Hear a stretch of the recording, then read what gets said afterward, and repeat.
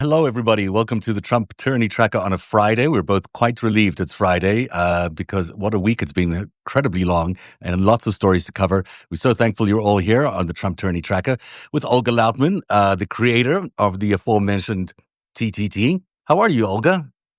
Actually, this has been the first week that besides being overwhelming, it's been very entertaining. So I'm It happy. has been entertaining. Yesterday was It's was a real yesterday popcorn was day. I I'm still am so trying to figure out excited. exactly what's going on there, and I'm not sure we have it yet figured out. But we'll see. We'll see the next coming hours and days whether this thing continues or not. If it does continue, it looks quite serious. But if they find a way to patch it up, maybe it was just all a bit of show and tell. I honestly do think that this is real because it's just Elon has acted like this before. I mean, we saw in Yeah. November almost tanked. You remember the government shutdown bill, the bill Right, to right, right, right, avoid. right, right. He did that whole I thing. mean, he's always. I mean, you see, once he goes on his rampages, I had him muted. I actually unmuted him yesterday for the entertainment. But once he goes on his rampages, he's usually like 130, 200 tweets and whatnot. And Trump, I mean, they're just two sociopaths. Right. They really are so petulant and so childish that it does, it did seem very real yesterday, even though there might be a way for them to still patch it up. We'll see if they can figure out a way. I mean, they are Well, part, you know, maybe we'll yeah. see. Do you want to take a bet? Right, we should. I think Musk crossed the line when he mentioned election. You know what a sore Yeah, like that is that's for a hard one to Trump. come back from for sure with Donald Trump. On the other hand, he did probably rig the election for Donald Trump, so Absolutely. he's got some sway in there. Let's get to the Trump tyranny tracker for today. The first story is all about Donald Trump and his cryptocurrency ventures. So, according to TTT, he has generated an estimated $1.2 billion from cryptocurrency from around his 2024 campaign until now. And it includes things like NFTs, meme coins, and the Trump coin, and in token sales from the World Liberty Financial, and a stable coin valued at $2.2 billion. Wow, it's boosting his personal net worth to $5.6 billion. You'll remember he had very little money, if any, left over when he was in those court cases, and now he's worth $5.6 billion. That's quite a turnaround. It represents a direct conversion of presidential power into personal wealth. Tell us more about this, because it really is the buying of the American presidency. Yeah, so Forbes put out this excellent article yesterday, basically calculating how much he's made. This is over a 9-month period. Can you imagine 9 months making Must be nice. this much money? Right? Isn't that that's what Um, you rake in, Olga? Isn't that what happens to you and yeah, as the author of the Trump every Tyranny day, Tracker? Billions and billions of dollars just showering you every every single day. every day. No, but this is incredible because Yeah. he is the president. I mean, we keep talking about the corruption. We keep talking about the fact that he doesn't even bother hiding it because he's so emboldened. But here, someone's calculating the figures, and this is what we know. We don't even know what's happening under the table. Mhm. What other secret deals? I mean, I'm sure, investigative journalists are working and have many stories coming, out.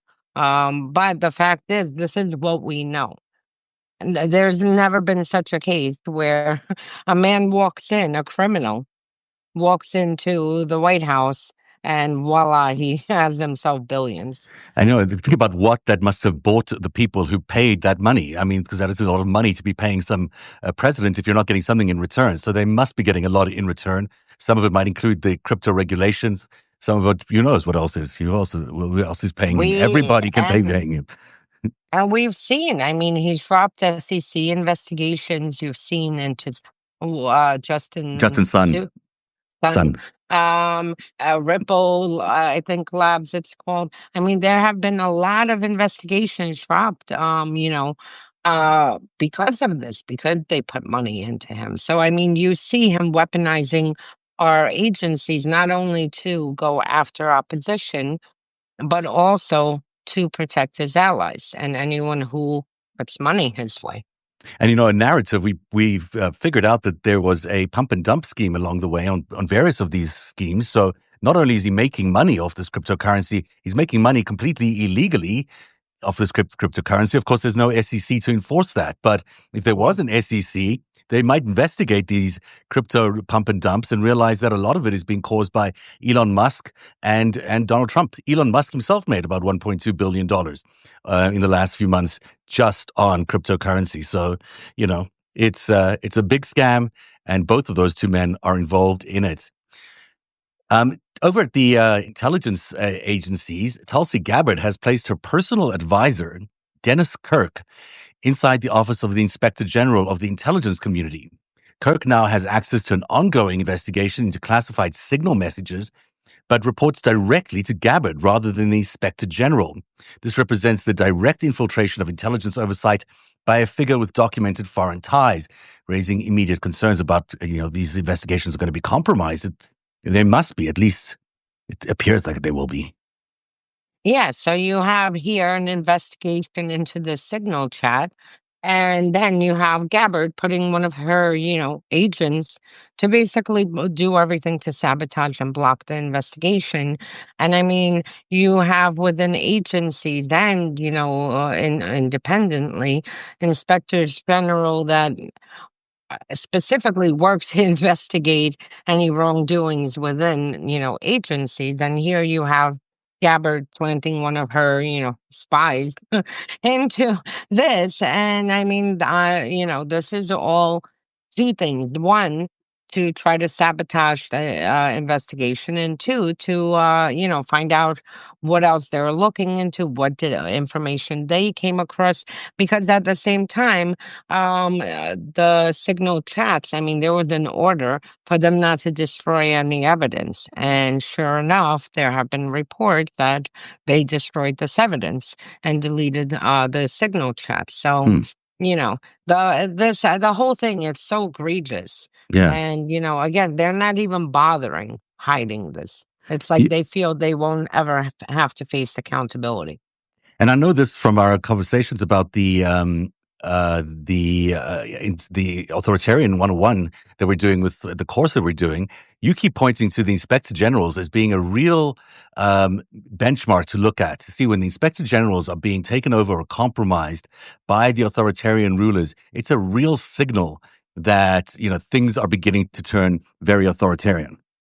Yeah, absolutely. You have, both the judiciary system, once you start seeing that falling, and at the same time, independent agencies, or people within agencies are tasked with the checks and balances of making sure these agencies are operating correctly, that whistleblowers, are not being threatened and that can come forward easily, and that all the mechanisms are working. Once you see this deteriorating, this becomes a big problem. Hmm. Our next story, we've already covered a little bit, but let's get back into it. It's about the Mm. intensified fighting between Trump and Musk. Yesterday, Trump threatened to cancel all federal subsidies and contracts to Elon Musk's companies, including Tesla and SpaceX, potentially costing billions of dollars to the billionaire. Musk briefly threatened to halt SpaceX's Dragon spacecraft program before backing down. This represents the weaponization of federal contracting as a tool for personal retaliation. Now, tell me a little bit more about this. This is obviously the biggest fight we've seen in the Oval Office ever. I mean, this is quite something. Two such close partners. I mean, Trump was basically installed on Musk's money, on Musk's millions and millions of dollars. That's how he got into power. And now this breakup is supposedly happening. Is this real? Can they really pull these contracts? Well, no, legally they can't. But the reason I even included it because, personally, yes, I was very entertained. I actually was on the phone. I had several phone calls with Ukraine yesterday. Mm, And I mean, like literally, they have drones and missiles flying over their head, and they're fantastic. tuned into the fight of what's happening here between Musk and Trump. I mean, it really was a fight that everyone around the world was tuned in. Even like Mhm. the Polish foreign minister, like I believe it was like 12:30 a.m. his time in Poland, is weighing in on this fight. I was like, my God. I mean, Medvedev also posted, I think, on Twitter or X yesterday that he was willing to try and negotiate a ceasefire between between the two of them. For Starlink shares. He said that's so Yeah. everyone was watching, and it seems to be entertaining the world over. The Yeah. Russian state media, their news wire, literally every single tweet, every single comeback, just like that was the whole news wire filled with it. And normally, like for the tracker, I wouldn't include this fight because frankly it's entertainment but not Mm. serious as far as for authoritarian purposes. This bit I did include because literally yesterday on our tracker, the first thing I said, and you even said, "Oh, tell me a little bit more about Berezovsky." The first thing I said is, I think this fight is real. And if it is, you know, Musk better make sure that he doesn't end up like Berezovsky, because inside of Russia, anyone who crosses a dictator, no matter how close you're to the dictator, they get threatened and their assets get seized, they get jailed, thrown out of windows, poisoned. I mean, there's a numerous amount of, repercussions. And just the fact that literally within a few, an hour into this fight where it escalated, that Trump is threatening contracts. I was like, whoa, he's already crossing into Putin type territory where now he's taking, this fight and now threatening the personal business of the person he is fighting with. And no, legally he cannot pull the contracts, but I mean, you saw the authoritarian, tendencies between Trump and his allies. I mean, Mm. with Bannon saying investigate him, which frankly, for me, I keep going, keep fighting, and and Right. and Yeah. and dismantle each other. It's wonderful. But even the fact that Bannon, threatened, said that they need to have an investigation open into his immigration and deport him. I mean, as funny as that is, it's still weaponizing the government. And once you cross your leader, or, no matter how close you are, no matter if you bought the White House seat for $280 million, once you start crossing, very quickly the levers of government can be turned against you. So that's why I included this, just for the authoritarian tactic of it, Yeah, regardless of who it's going to be used against, it's still being used in the wrong way, and it's not the power of the presidency to do that kind of stuff, especially when it comes to, titans of industry. Our final story today really should have been much higher because it's all about Trump's response to the Ukrainian drone strikes that damaged Russian military airfields and bombers. Trump privately criticized Zelensky, claiming the defensive action undermined talks and escalated tensions with Moscow. He's now considering pulling U.S. support entirely and expressing doubts about the future of negotiations. Wow, that's a big turnaround, for him to be doing that. But also, he keeps recasting Russia as the victim here and Ukraine as the perpetrator, when really that's not the narrative. No, and it's funny because on Sunday, when I was watching this brilliant attack, taking out strategic bombers, Mm-hmm. my first reaction was celebrating. I was like, my God, we needed this so bad. Like, this is the, boost that everyone needs. My second was I can't wait to see which Russian, defense and security officials fall out a window, because they will be going through some things, after this type of failure of being able to For detect sure. this attack. And my third was, and I actually put it on Twitter, that Trump is, probably sitting there and throwing ketchup all over, Mar-a-Lago or the White House or wherever he is, because he is probably furious to see that Ukraine, was able to carry something out like this. And this just goes to show you that, Trump's main agenda is to make sure that Russia wins, whichever way he can help. This is his only agenda. These talks we've spoken, in length about this over the past few months, is just a way to try to force Ukraine to surrender. Mm. And you see Trump getting agitated when Ukraine, he sees Ukraine is not going to surrender. And I've said it a million times, they don't need Agent Orange, to surrender to as a Yeah, mediator. They can right. go and, surrender to Russia. But at the same time, um, you know, he also gets extremely furious when he sees this, any kind of success coming from Ukraine or Europeans coming to an agreement to help Ukraine with something. So this just goes to show you that, any normal US leader would have been celebrating this. Of course. And this one is privately fuming. Mhm. Fuming. No wonder he got had a call with Putin. Putin probably was like, Donald, now, call me now. Like, Yeah. because I'm sure that Russia's furious that he hasn't been able to use the powers of the US. And at the same time, as a result of Ukraine's success, one, we talked about yesterday that they're removing the anti-drone technology from Ukraine that the US military bought for Ukraine. Mm. So they're removing it to redirect it to the Middle East. Two, as a result, he's also thinking to finish off any like aid that is still flowing from the Biden era. And it just shows you, I mean, he wants Ukraine, to fall. It's a real, almost very positive side effect that came out of that attack or that defensive attack, I should say, on those bombers, is that we can see more of where Trump's allegiances really lie. The mask is off with him. We know exactly that he's not a fair broker in this negotiation. He's just carrying Putin's water. And we see it time and time again. And all these actions that they've taken afterwards are so, illustrative of that this guy can't be trusted at all to Mm. negotiate the talks here. And he's not on the side of freedom. He's not on the side of democracy, and he's certainly not at the side of the Ukrainians. That's for sure. No. And just to add, earlier today, the Washington Post, I believe, reported, that the Ukrainians are preparing an attack on a fleet. I guarantee you, hopefully, that this is, disinformation that was fed to the White House.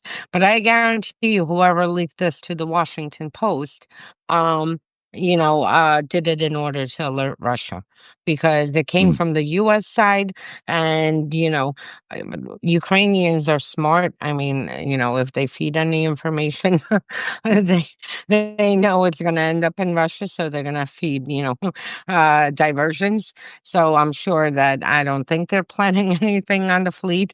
Maybe that's what they told the White House they're doing. But the fact is that if you have, Ukrainian operations being leaked, that means that someone Yeah. in the White House is trying to help Russia and to stop this And it wouldn't operation. surprise me that that's where the leaks would come from. Of course, that's the exact place that they would come from. Yeah, interestingly, the oil sanctions are beginning to bite against Russia. There's a 29% drop I saw in St. Petersburg. Oil shipments or shipments being shipped out of St. Petersburg. That's pretty good. That Yeah. those sanctions are beginning to bite, and for sure, Putin will begin to feel that, and the economy will begin to feel that. I mean, their That economy is in shambles. So, That's a good point to leave the show. On the end of the Friday, is that the Russian economy is on a shambles. That's a good point. And it's the end of the Trump Tyranny Tracker for today. Everyone should join us next Tuesday night when Olga and I are continuing our Authoritarianism 101 series. This is our first session where we really are going to break down the tactics. Tell everyone what we're doing on Tuesday, because I think it's going to be really interesting. And if you're a paid subscriber, you get to join us for free. So tell everyone what we'll be doing. so we are going to have, it's a summer series every Tuesday night at 8 p.m. We're going to have teach a class. We became teachers on authoritarianism and the tactics, and basically break each class down every week into two tactics with examples from Russia, Hungary, here. Zeph, you have your examples, For South and Africa, we're yeah. gonna do this thing focused on two tactics every Tuesday. And this is going to continue for the next 2 weeks. So it's 8 more sessions. So please, it's in our post. There's a registration link if you'd like to attend. And that's And the first two tactics are the about creating enemies, and what was the other one? I Controlling forget. the narrative Controlling the because narrative, right? that's the first thing, and I wanna, I'll go into a drop at least on the Russian side, how, since the SARS, I mean, for centuries, Russian repressive leaders always understood that if you control the information going out to people and control and shape their reality, then you can, it's much easier to control people via information than to just walk around, massacring everyone or jailing everyone. And that's why it's so essential compared to what Trump did over the past decade and how he used this particular tactic, to be able to build his mega movement. And the second, controlling the enemy in Russia, Putin came to power by blowing up apartment buildings and carrying out a series of terrorist attacks inside of Moscow to blame on the Chechens. And that was the enemy, well, to get the people to rally around him. Mm. Here, he's using the same thing with the immigrants. And this is the enemy that he's using. And both times dictators create enemies in order to be able to, execute emergency powers and to seize power and to solidify power, So we'll be to going to grab those on in power. detail with all these examples that we have. Plus, you'll be getting tools, and we're going to be brainstorming some messaging that you can use when you're out there if you need to convince people. But you are going to get a tracking tool as well that you'll be able to identify for yourself where we are on the road to authoritarianism. It's a very interactive, very relaxed course, and we hope you'll join us next Tuesday at 8 p.m. You can find the registration at either narrative.org, narrativ.org, or at trumptyrannytracker.substack.com. Thank you very much for being here on this Friday edition of the TTT, and we shall see you again on Monday. Have a great weekend, everybody. Bye, Bye. Olga.